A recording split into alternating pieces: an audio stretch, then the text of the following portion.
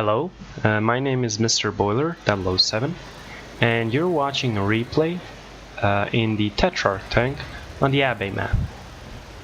Now, if you have noticed something different about the map, it's because World of Tanks 1.0 is out. The World of Tanks 1.0 uses a new graphic engine core, which gave a makeover of most of the existing World of Tanks maps. The maps look more beautiful and realistic now. And although the maps graphically look better, the minimum system requirements to play this game haven't changed.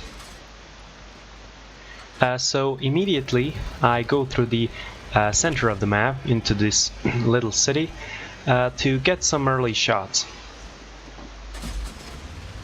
But the dispersion, the inaccuracy of this gun prevents me from gaining more damage. Now, in higher tier battles, maybe not so much in these lower tier battles, it's a little bit risky going to the center of the map. Because there are bigger artillery and tank destroyers could be camping in the enemy base. And you can get one-shotted or you can lose a lot of HP at the beginning of the game. So the Tetrarch is a British tank. 177 of these tanks were built.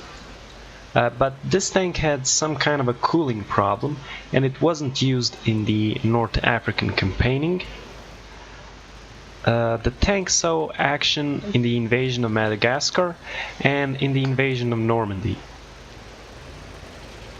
But it was soon replaced in the invasion of Normandy by the Cromwell tanks.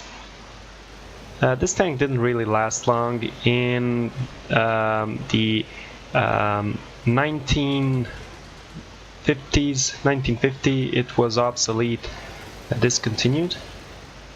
This tank was used by the Soviets. 20 of these tanks were shipped to the USSR under the Lend-Lease program, and in World of Tanks it appears in the Soviet tech tree. This tank first appeared at the beginning of 2012. It was a New Year's gift. It appeared after that in many bundles in the gift shop. So here's an enemy Tetrarch, and you can see I waited a long period of time until the aiming circle got really small, because this thing is really inaccurate. Okay, getting shots like these on the move, not fully aimed, they are pretty rare. So at this point I have 2 kills. I myself haven't got this tank from the gift shop, nor the 2012 New Year's gift. There were a set of missions 2 or 3 years ago that when you played and did everything right, you got this tank in a free garage slot. As you can see, this tank is really fast. It has a 180 horsepower engine. It can do 64 kilometers per hour. Even though the accuracy of the gun is bad, it has good penetration. Now at this point I wanted to stick with this guy, and here I almost flipped the tank. I wanted to stick with this guy just because we are outnumbered, and maybe it would be better to play together.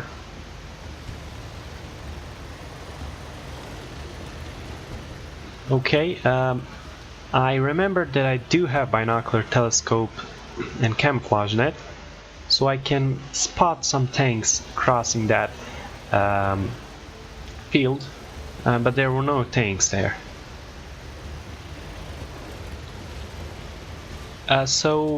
This gun with regular ammo has 64 millimeters of penetration, and with the APCR 121. Now I knew that we are not going to get to the enemy base in time, so I pull the hand brake, turn, and go back to reset the enemy cap, to reset our cap. Now, on this map, there are two really good approaches to reset the southern base. One of them being the location that I'm going to head to now. I'm thinking just how could have this game ended if I hadn't had the binocular telescopes. Because as you can see now, from this position, in the first few seconds until the telescope comes into effect, I can't spot anything. And there's my first shot, and I reset the cap. Now, I really do not know why this shot didn't kill him. There's Lloyd, first in, and the second one kills him. He's going to take one more shot to kill this guy, but he wisely goes out of the cap circle behind that rock. I don't know if you have noticed, but at one point it was 1 against 4. I think the M2 killed the Panzer II. So there are 3 things that I can do. Stay here and hope that he is going to come out. Rush and go down to kill him, or be sneaky, do something sneaky, unexpected. I wanted to do something unexpected, because even though this is a tier 2 game, don't really underestimate. Okay, almost flipped the tank twice. Don't underestimate enemy players.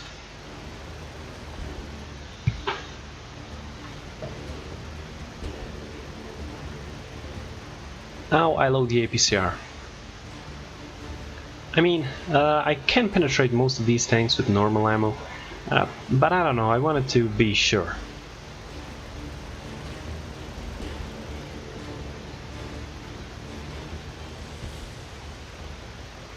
Okay, we're now near to the enemy base.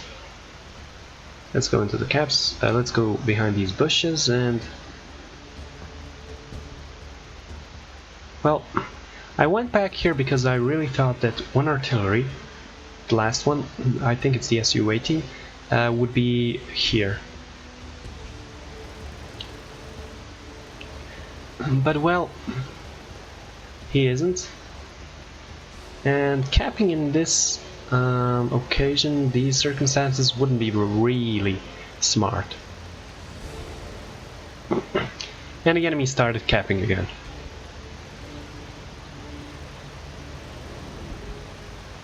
Most likely the T3 agency, because it says only one tank is capping. Now that M2 hasn't been spotted for a really long period of time. Okay, you know that I said that there are 2 really good approaches to reset the base on the southern area. There were 2. The first one was down that hill, and the second one is this. So immediately I get my 4th kill. Now it doesn't seem that he has spotted me, and if he did, these artilleries do take a long time to aim. There's my 5th kill. And I think this was proximity detecting the M2. So there are some subtle changes to this map. Previously you couldn't go down from here, now you can. I haven't taken a single point of damage until now. And that's a victory. These are the post-battle results. There's my Top Gun, Defender, and some other medals. Unfortunately, I wasn't the first one by experience or damage done. If you enjoyed the video, leave a like. If you want to see more, subscribe. Thank you for watching, and see you next time.